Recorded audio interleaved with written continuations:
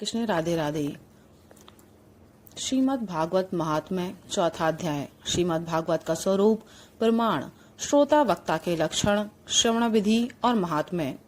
शौनकादि ऋषियों ने कहा, सूत जी, आपने हम लोगों को बहुत अच्छी बात बताई। आपकी आयु बढ़े, आप चिरंजीवी हों और चिरकाल तक हमें इसी प्रकार उपदेश करते रहें। आज हम लोगों ने आपके मुख से श्रीमद् भागवत का अपूर्व महात्म्य सुना है। सूत जी, अब इस समय आप हमें यह बताइए कि श्रीमद् भागवत का स्वरूप क्या है, उसका प्रमाण, उसकी श्लोक संख्या कितनी है, किस विधि से उसका श्रवण करना चाहिए तथा श्रीमद् भागवत के वक्ता और श्रोता के क्या लक्षण हैं। अभिप्राय यह है कि उसके वक्ता और श्रोता कैसे होने चाहिए। सूत जी कहते हैं, ऋषिगण, श्रीमद् भागवत और श्री भगवान का स्वरूप सदा एक ही है और वह है सच्चिदानंदमय। भगवान श्री कृष्ण में जिनकी लगन लगी है, उन भावुक भक्तों के हृदय में जो भगवान के माधुर्य भाव को अभिव्यक्त करने वाला, उनके दिव्य माधुर्य रस का आस्वादन कराने वाला सर्वोत्कृष्ट वचन है, उसे श्रीमद् भागवत समझो। जो वाक्य, ज्ञान, विज्ञान, भक्ति एवं इनके अंगभूत साधन चतुष्टय को प्रकाशित करने वाला है तथा जो माया का मर्दन करने में समर्थ है, उसे भी तुम श्रीमद् भागवत समझो। श्रीमद् भागवत आनंद अक्षर स्वरूप है। इसका नियत प्रमाण भला कौन जान सकता है। पूर्व काल में भगवान विष्णु ने ब्रह्मा जी के प्रति 4 श्लोकों में इसका दिग्दर्शन मात्र कराया था। विप्रगण इस भागवत की अपार गहराई में डुबकी लगाकर इसमें से अपनी अभीष्ट वस्तु को प्राप्त करने में केवल ब्रह्मा, विष्णु और शिव आदि ही समर्थ हैं, दूसरे नहीं। परंतु जिनकी बुद्धि आदि वृत्तियां परिमित हैं, ऐसे मनुष्य का हित साधन करने के लिए श्री व्यास जी ने परीक्षित और सुखदेव जी के संवाद के रूप में जिसका गान किया है, उसी का नाम श्रीमद् भागवत है। उस ग्रंथ की श्लोक संख्या 18,000 है। इस भवसागर में जो प्राणी कली रूपी ग्रह से ग्रस्त हो रहे हैं, उनके लिए वह श्रीमद् भागवत ही सर्वोत्तम सहारा है। अब भगवान श्री कृष्ण की कथा का आश्रय लेने वाले श्रोताओं का वर्णन करते हैं। श्रोता 2 प्रकार के माने गए हैं, प्रवर, उत्तम तथा अवर, अधम। प्रवर श्रोताओं के चातक, हंस, शुक और मीन आदि कई भेद हैं। अवर के भी व्रक, भूरंड, वृष और उष्ट आदि अनेकों भेद बतलाए गए हैं। चातक कहते हैं पपीहे को। वे जैसे बादल से बरसते हुए जल में ही स्पृहा रखता है, दूसरे जल को छूता ही नहीं, उसी प्रकार जो श्रोता सबको छोड़कर केवल श्री कृष्ण संबंधी शास्त्रों के श्रवण का व्रत ले लेता है, वह चातक कहा गया है। जैसे हंस दूध के साथ मिलकर एक हुए जल से निर्मल दूध ग्रहण कर लेता और पानी को छोड़ देता है, उसी प्रकार जो श्रोता अनेक शास्त्रों का श्रवण करके भी उसमें से सार भाग अलग करके ग्रहण करता है, उसे हंस कहते हैं। जिस प्रकार भली भांति पढ़ाया हुआ तोता अपनी मधुर वाणी से शिक्षक को तथा पास आने वाले दूसरे लोगों को भी प्रसन्न करता है, उसी प्रकार जो श्रोता कथावाचक व्यास के मुंह से उपदेश सुनकर उसे सुंदर और परिमित वाणी में पुनः सुना देता है और व्यास एवं अन्य श्रोताओं को अत्यंत आनंदित करता है, वह शुक कहलाता है। जैसे क्षीर सागर में मछली मौन रहकर अपलक आंखों से देखती हुई सदा दुग्ध पान करती रहती है, उसी प्रकार जो कथा सुनते समय निर्निमेष नैनों से देखता हुआ मुंह से कभी एक शब्द भी नहीं निकालता और निरंतर कथा रस का ही आस्वादन करता रहता है, वह प्रेमी श्रोता मीन कहा गया है। ये प्रवर अर्थात उत्तम श्रोताओं के भेद बताए गए हैं। अब अवर यानी अधम श्रोता बताए जाते हैं। व्रक कहते हैं भेड़िए को। जैसे भेड़िया वन के भीतर वेणु की मीठी आवाज सुनने में लगे हुए मृगों को डराने वाली भयानक गर्जना करता है, वैसे ही जो मूर्ख कथा श्रवण के समय रसिक श्रोताओं को उद्गिन करता हुआ बीच बीच में जोर जोर से बोल उठता है, वह व्रक कहलाता है। हिमालय के शिखर पर एक भूरंड जाति का पक्षी होता है। वह किसी के शिक्षाप्रद वाक्य सुनकर वैसा ही बोला करता है, किंतु स्वयं उससे लाभ नहीं उठाता।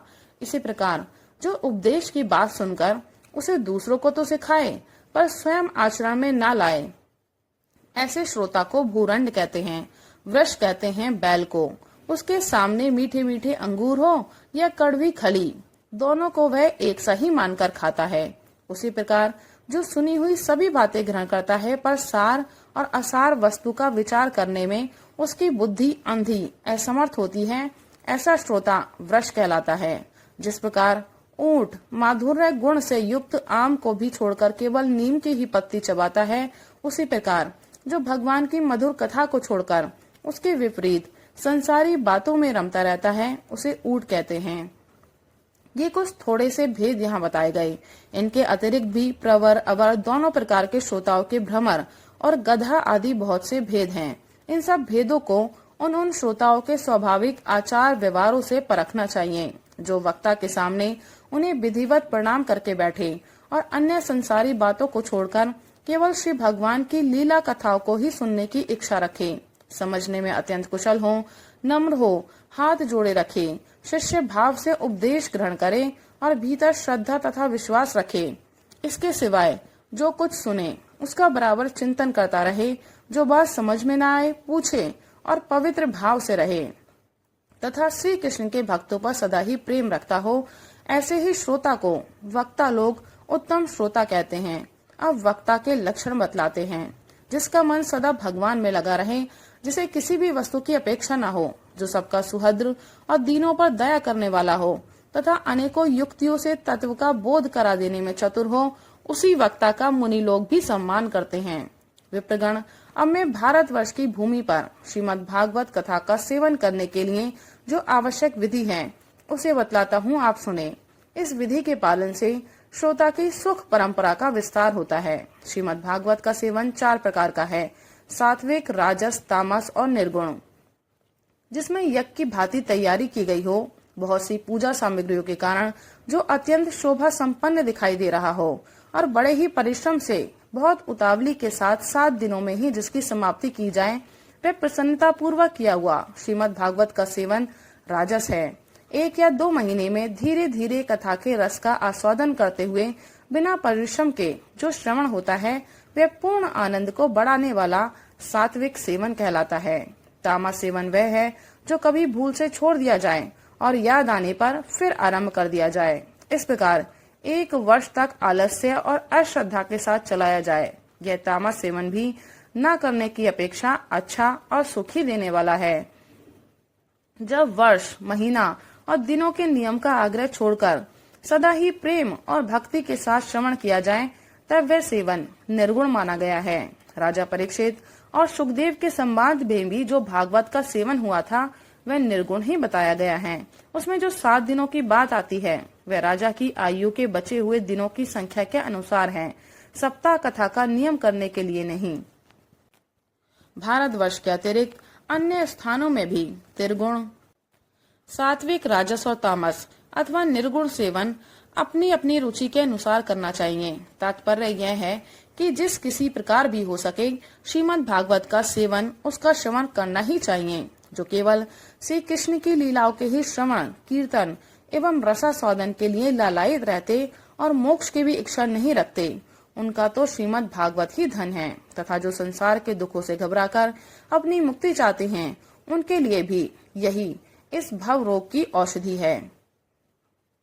अतः इस कली काल में इसका प्रयत्न पूर्वक सेवन करना चाहिए। इनके अतिरिक्त जो लोग विषयों में ही रमण करने वाले हैं, सांसारिक सुखों के ही जिन्हें सदा चाह रहती हैं, उनके लिए भी अब इस कलयुग में सामर्थ्य, धन और विधि विधान का ज्ञान न होने के कारण कर्म मार्ग, यज्ञादि से मिलने वाली सिद्धि अत्यंत दुर्लभ हो गई है। ऐसी दशा में उन्हें भी सब प्रकार से अब इस भागवत कथा का ही सेवन करना चाहिए। यह श्रीमद् भागवत की कथा धन, पुत्र, स्त्री, हाथी, घोड़े आदि, वाहन, यश, मकान और निष्कंटक राज्य भी दे सकती है। सकाम भाव से भागवत का सहारा लेने वाले मनुष्य इस संसार में मनोवांछित उत्तम भोगों को भोगकर अंत में श्रीमद् भागवत के ही संग से श्री हरि के परम धाम को प्राप्त हो जाते हैं। जिनके यहाँ श्रीमद् भागवत की कथा वार्ता होती हो तथा जो लोग उस कथा के श्रवण में लगे रहते हो, उनकी सेवा और सहायता अपने शरीर और धन से करनी चाहिए। उन्हीं के अनुग्रह से सहायता करने वाले पुरुष को भी भागवत सेवन का पुण्य प्राप्त होता है। कामना 2 वस्तुओं की होती है, श्री कृष्ण की और धन की। श्री कृष्ण के सिवा जो कुछ भी चाहा जाए, यह सब धन के अंतर्गत है, उसकी धन संज्ञा है। श्रोता और वक्ता भी दो प्रकार के माने गए हैं, एक श्री कृष्ण को चाहने वाले और दूसरे धन को। जैसा वक्ता वैसे ही श्रोता भी हो तो वहाँ कथा में रस मिलता है, अतः सुख की वृद्धि होती है। यदि दोनों विपरीत विचार के हों तो रसाभास हो जाता है, अतः फल की हानि होती है। किंतु जो श्री कृष्ण को चाहने वाले वक्ता और श्रोता हैं, उन्हें विलम्ब होने पर भी सिद्धि अवश्य मिलती है, पर धनार्थी की तो तभी सिद्धि मिलती है जब उनके अनुष्ठान का विधि विधान पूरा उतर जाए। श्री कृष्ण की चाह रखने वाला सर्वथा गुणहीन हो और उसकी विधि में कुछ कमी रह भी जाए तो भी यदि उसके हृदय में प्रेम है तो वही उसके लिए सर्वोत्तम विधि है। सकाम पुरुष को कथा की समाप्ति के दिन तक स्वयं सावधानी के साथ सभी विधियों का पालन करना चाहिए। भागवत कथा के श्रोता और वक्ता दोनों के ही पालन करने योग्य विधि यह है, प्रतिदिन प्रातःकाल स्नान करके अपने नित्य कर्म पूरा कर ले, फिर भगवान का चरणामृत पीकर पूजा के समान से श्रीमद् भागवत की पुस्तक और गुरुदेव व्यास का पूजन करे। इसके पश्चात अत्यंत प्रसन्नता पूर्वक श्रीमद् भागवत की कथा स्वयं कहे अथवा सुने। दूध या खीर का मौन भोजन करें। नित्य ब्रह्मचर्य का पालन और भूमि पर शयन करे। क्रोध और लोभ आदि को त्याग दे। प्रतिदिन कथा के अंत में कीर्तन करे और कथा समाप्ति के दिन रात्रि में जागरण करे।